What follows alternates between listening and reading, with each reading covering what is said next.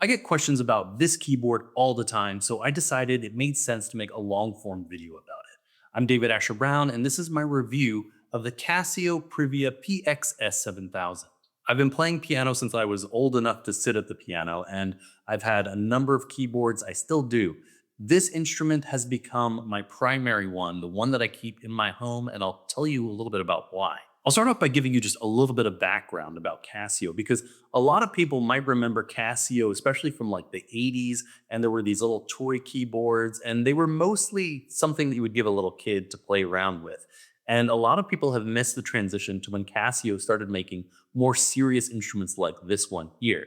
Now, I've been playing piano since I was a very little kid, and today I work in music professionally. I have a number of keyboards.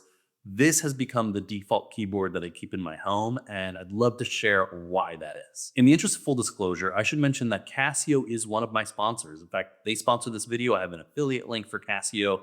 But that being said, I take those sponsorship arrangements pretty seriously. I don't accept sponsorships if it's not a product that I believe in. And as I mentioned a moment ago, this is the keyboard that I've decided to make my primary instrument that I keep at home. We'll start off with the thing that strikes everybody immediately, which is the look of the instrument, especially the color. Now, the Casio Privia comes in three different colors. There's this sort of mustard yellow, and there's a black and a white. Now, when I first started working with Casio, they gave me the option to choose them. And I was looking through it with my wife because she's a visual artist and she's got a better eye for these things. And I was just like, am I missing something here? Why would I not just pick this color? This is the color that we went with. And we're so happy we did because everybody loves it. I get so many comments about this and it just fits in our home nicely. Now, something that also has to do with the look of the instrument, but is much more practical for us, especially we've got little kids in our home, we have a somewhat tight space, is that this instrument packs a lot of power into a small space. Prior to this, my primary instrument was a workstation. So it was way heavier, way larger, and it just had tons and tons of buttons all over it. I mean, I have a doctorate of music, and when I look at workstations still, I often feel a little bit intimidated because, oh, there's just so much to dive into. Whereas this still has a lot of that functionality, but it's it's made just much more user-friendly. It's a much more sleek design. It's got a touch panel on the top. It's got built-in stand, which is very, very sturdy. And I know that I can fit it up against my wall. Again, I'm in a tight space in a big city, so space is always at a premium. And here I can get really a full piano experience in a small amount of square footage. Now, I mentioned my previous keyboard was very heavy, and a lot of the times we usually see two types of keyboard stands. We'll often see an X stand, which is called an X stand because it looks like this, like an X, or a Z stand, which kind of makes the shape of the letter Z, if you could imagine that. And both of those with these giant workstation keyboards, I just found were not sturdy enough for a home in which I have little kids who are crawling around beneath it. I mean, anything could easily have happened, and we did our best to secure it to make sure that didn't happen. This instrument has a built-in stand, and it is so very sturdy. I mean, I'm putting a good amount of weight on it right now, and it just stays put. You really would have to get behind this thing with a tremendous amount of force and physically push it over, I think. You know, I'm not an expert in anything like this, but I'm just noticing from my own observations that this is a much more sturdy design than what I'm used to. What you have over here is a panel that tells you all sorts of information, like the instrument you want to use. If you're using a metronome, it'll give you that information. If you want to apply some effects, if you're using your computer with your keyboard, as I often do, you can access all that information. And you have this wheel over here that you can either turn or tap to navigate through different options. It makes it very simple because when I'm teaching my daughter, who's very young in this piano, she loves to go navigate through the sounds by using the buttons over here on the right, which show you very, very simply, here's piano options, here's electric piano options, and here's other sounds you can scroll through. But for me, if I want to find something much more specific, I'm able to navigate that over here with this wheel. Over here on the far left side, there's a pitch bend, so a modulation wheel where I can change the pitch. And there's a couple of different effects buttons. The feel of the piano is very realistic. Now, I don't know a lot about the technical specifications, the manufacturing details. I'm just telling you as someone who's a pianist, who's been a piano teacher for a long time, who's played on many different pianos, that this feels like a pretty good instrument. I don't feel Like if I practice something on this and then I want to switch to an acoustic piano later, that I'm going to have to start all over, which sometimes happens, believe it or not. There are a number of keyboards that don't feel realistic. And when you practice on them, you're not really building up those muscles. And when you go to an acoustic piano, it's kind of like you have to start acclimating yourself to the instrument all over again. This is not like that. This feels very much like an acoustic piano to me. Let's talk about the sounds themselves. Now, if you're using the sounds that come right out of the keyboard, there's already a wide range of sounds you can play around with. There's many different keyboard and piano sounds. There's all sorts of different acoustic instruments. There's anything you could think of that's going to come out of a rock scene. There's guitar, bass guitar, drums. There's things that are going to come out of orchestral world. There's many string instrument sounds.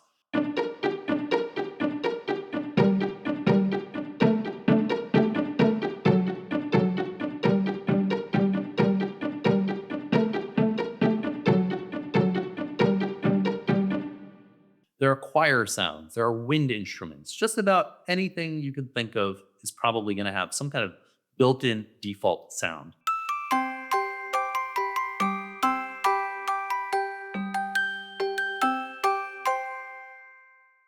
In addition to what you might typically expect, I'll show you some of the highlights of what's in here as well.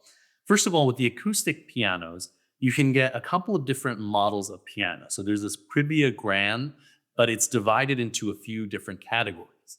There's Privia Grand Hamburg.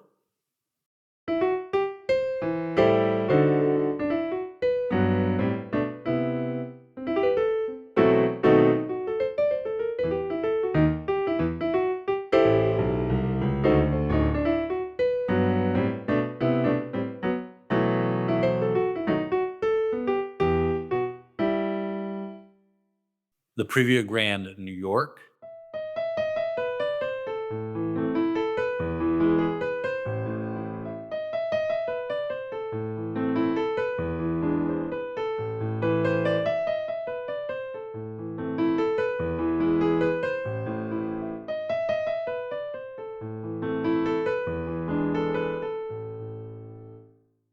and the Privia Grand Berlin.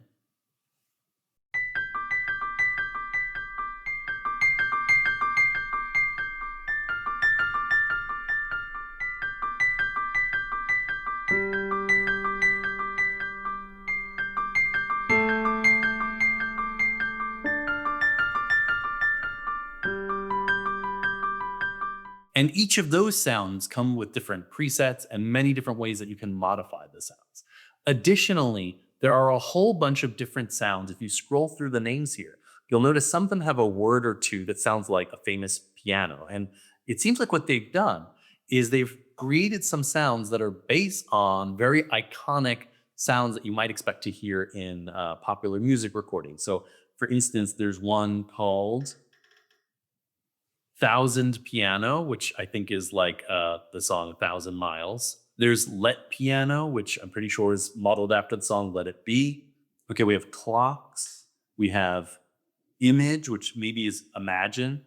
Rhapsodic Piano, I'll go out on a limb and guess that that's probably going to sound like Bohemian Rhapsody. We see the same thing continue in some of the other instruments, like when we get to electric keyboards. We have one that sounds like it's modeled after Billy Joel's Just the Way You Are. And as I mentioned, there are many, many other instruments that you can choose from.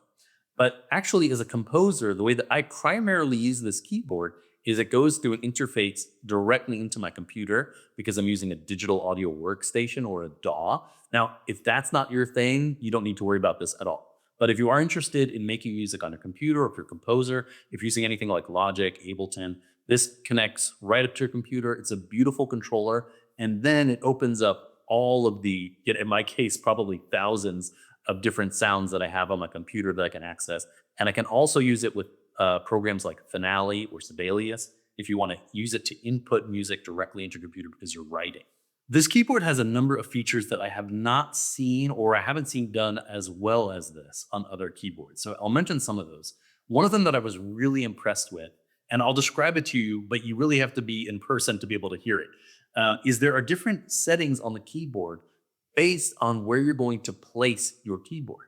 And because my keyboard is set up right next to a wall because I'm kind of tight on space, there is a setting here that's going to optimize the sound for when it's placed against the wall, just like this. There's another setting for if it's in the middle of a living room. And you can play around with that and see what works for your space. Another feature that's really neat is it has Bluetooth audio. So I can connect this with my phone or my computer. One of the things my kids really get a kick out of is if I play some of the music that they really love and I send it from my computer directly to the keyboard.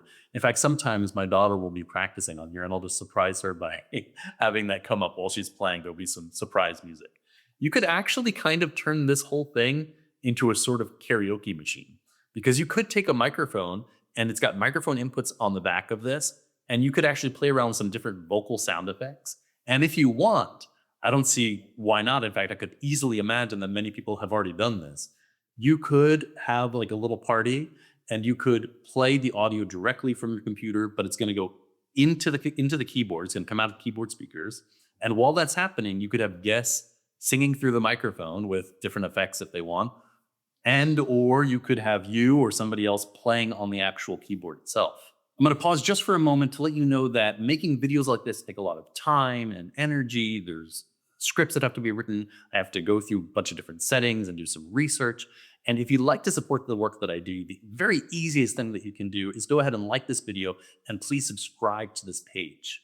Another feature that I thought was very functional and also very pretty is that the keyboard comes with this nice dust cover and it kind of packs up really nicely. It has, you can see the Privia sign over here, and it goes right on top of my keyboard like this if it's not being used. If I'm honest, I don't use this enough. I probably should, but in my day-to-day life, I'm just going back and forth with the keyboard. But if you're the type of person who might have your keyboard not be touched for a little bit, or if you're going to go out of town, this is a great way to make sure that it gets protected from dust. And when you're done, it had these little color-coded notches here, and you can just see exactly how to fold it up nice and easy like this. And then this part comes up over here, and it can hang right back down here on a little hook. This next feature is going to sound like such a small thing, but it is, I can't even tell you how much of a difference it makes for me. There are two headphone inputs in here. So there's one that's a 1/4 inch and one that's an 1/8 inch. Headphones, I have to say, this really drives me crazy because I've invested money and resources into having some nice headphones that I really like. And then all of a sudden, a lot of the phones started doing away with different headphone options. A lot of them tried to get down so that there's only one input on the phone and it doesn't match the headphone type that you have. And if you want to use that, you've got to be carrying around dongles with you everywhere. That drives me so crazy. And so I'm so excited to see that, first of all, we have both options. We have the 1/4 inch and the 1/8 inch over here. And also you could have two people listening at the same time. So let's say I'm teaching my kid piano, right? And maybe someone else in the house is trying to take a nap. Well, both of us can listen on headphones and it's not going to disturb anyone. The keyboard also comes with 3 pedals, which is really nice. Typically, I will only see one pedal come with a keyboard. That's a sustain pedal. And if you want to do anything beyond that, first of all, you have to hope that your keyboard is compatible. And second of all, you got to go out and find that yourself. But in this case, it's all built into the design. You get 3 pedals, just like an acoustic piano. The keyboard, of course, has a built-in metronome function, which you can find on most keyboards these days. I mentioned already there's all these display lights on the panel. And let's say for whatever reason you want those lights to be off. Sometimes I turn them off because of something that I'm filming. So for instance, I did one video where I actually had a projector against me and the wall and my hands and the keyboard, and I didn't want all these lights on, but I still wanted to play the music. Well, you can actually turn off the display if you hold down this button that says exit. All of the lights will turn off, and except for the function light. And then when you want them to come back, you can push that function light and everything comes right back.